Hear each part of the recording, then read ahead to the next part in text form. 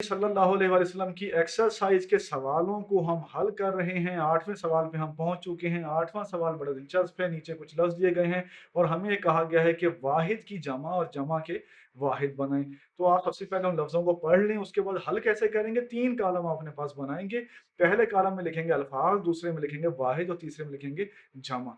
यानी अगर कोई लफ्ज़ वाहिद है तो सामने वाहिद वाला खाना खाली छोड़ देंगे या उसको क्रॉस कर देंगे उसके सामने और जमा उसकी लिख देंगे। अगर कोई लफ्ज़ जमा है तो फिर क्या करेंगे, वाहिद वाले खाने में उसका वाहिद लिख देंगे और जमा वाले खाने में क्रॉस कर देंगे। तो 3 कॉलम आप अपने पास बना लें। आइए बढ़ते हैं पहले लफ्ज़ की तरफ। तो पहला लफ्ज़ है हज़फ, जो कि वाहिद है, इसकी जमा है अहदाफ।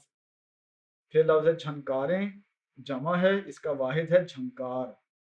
फिर लफ्ज़ है राहें, राहें भी होती हैं और आरा भी होती हैं, तो इसका वाहिद है राय। फिर लफ्ज़ है ज़ंजीर, ज़ंजीर की जमा है ज़ंजीरें। फिर लफ्ज़ है कबीला, इसकी जमा है कबाइल। तो मश्क का सवाल नंबर 8 था। कुछ लफ्ज़ दिए गए थे, हमें कहा गया था वाहिद की जमा, जमा के वाहिद बनाएं। हमने 3 कॉलम आपको कहा बना लें और वाहिद जमा जो है लिखते जाएं। इस सवाल का हल हम आपके सामने पेश कर चुके हैं। आइए बढ़ते हैं इससे अगले सवाल की तरफ।